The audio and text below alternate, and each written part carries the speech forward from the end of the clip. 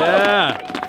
Thanks very much. I never went to university myself, and I know that lots of universities get knocked now, and it's said that, that they're not as good as educated people as they were. But I think when you come here and hear the noise that you can hear from right up the top of the hill and see all of you here, it's clear that university can provide the best possible education when there is action like this. And you learn all sorts of things, it seems to me, very quickly like this, far more than you would in any number of lectures that you might go to. You learn, for example, that the people who run institutions are not necessarily there because they are the finest people, they are there because they are the most incompetent people. You learn that the people that run businesses, if you're doing business studies, any of you, are not there because they're the people who want to run things most efficiently, but because they're the most greedy. You learn that when you stick together, that you have an excellent chance of managing to assert your own authority, no matter how many politics lecturers tell you that this is not the way that you can get anything done. And you also learn, I hope, and I think just from the 10 minutes I've been here, you learn that there's one brilliant thing about sticking together and fighting, apart from the fact that you have a far better chance of winning when you resist attacks than when you don't. Apart from that, you also learn that resisting attacks is fun. It's more fun.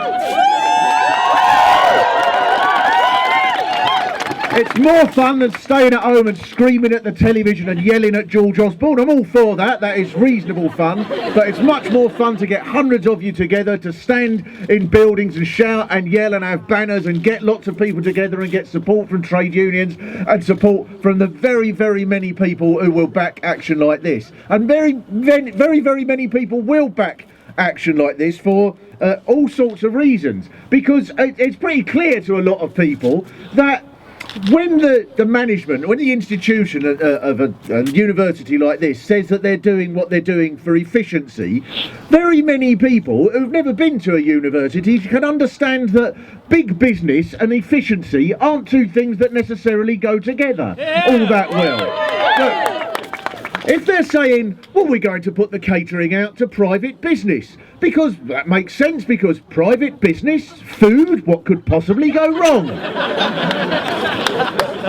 Anybody who's been on a privatised railway remembers what the railway's like before. We remember they were shit, but they got shitter once all the money went to Richard Branson. And so on. Because anybody who knows the gas companies, the water companies, it's fairly obvious when you think about it, that if you are going to bring in private business into your institution, are those businesses going to come in because they really, really care? Is that the first thing they think about? When the managing director of Sodexo or whatever company it is stands up at their shareholders meeting, will it go down well if they say, we've had a marvellous financial year, we've provided the most wonderful food, tremendous catering, we've provided brilliant services all over the place, so much so that we didn't make a penny, but it was worth it when you saw the look on their little faces?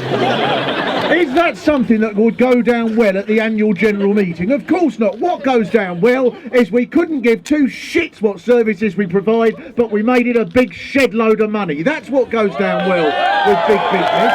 That's why they're doing what they're doing. They're doing what they're doing because they want a workforce that is less organised to resist against what are going to be firmer attacks on their wages and the conditions, and that will come to you. And also, there is a reason why I think millions of people around the country will just look at your story and say, it's brilliant that you're fighting back against it, because this isn't just isolated, this isn't just one university institution, one university or set of authorities that is doing this. They are looking at this because they want education to be a business rather than something that is inspiring and brilliant the way that any normal, reasonable, decent, rational human beings might think. They want it to be a business. That's what it's all about. And it's not just about that because they think that just about education. That's the way the people who run this country want the country to be. A business. It's almost as if the country now is being run by Ryanair, it seems to me, where you pay for your little thing, and the idea that you can collectively pay for something that all of society benefits from is something that they want to get rid of altogether. Even something like a library. Libraries that have existed in this country for 100 years or so Now we can't afford them. We can't afford them now because we presumably a poorer society than we were 100 years ago. And that's the Ryanair attitude. If you want to go and borrow a book, you go and pay for it. I'm not paying. I don't go to the library. I don't like reading. You go and pay for it. If you want to be educated, you go and pay for it yourself. I don't want to pay for education. I couldn't care less whether I know anything or not. You pay for it. Everything is being like that. The fire brigade, if you want to be carried down a smoky stairwell, you go and pay for it. I don't want to pay for it. I'm not on fire. Why should I pay for it? Everything is being like, encourages the worst in people. I can imagine these people going, look at all the money that gets wasted on guide dogs. I can't climb a tree. Nobody buys me a gibbon. It's an attitude of utter compassionless disrespect for humanity. And that's why what has happened in the last few years, apart from the fact that the people running this society are trying to run the country as if everything is a business, what's also happened is that millions of people are turning against that. We don't know what to do most of the time. We do just yell and shriek and complain about it without quite knowing how to make our feelings known. But if you just think, luckily many of you might not be old enough to remember this, but 10, 15 years ago, if you went round complaining about the banks and saying a perfectly reasonable argument that one way we could sort this country out would be to sack the bankers, you would generally meet a sort of, oh, I don't know, mate, or whatever. Now, if you mention to someone that you should sack the bankers, you're more likely to get a reaction that goes, sack 'em? Never mind bloody sack 'em, we should spray 'em with tuna fish oil and cut 'em in the nose and dip 'em in the harbour for the sharks. Never mind sack 'em.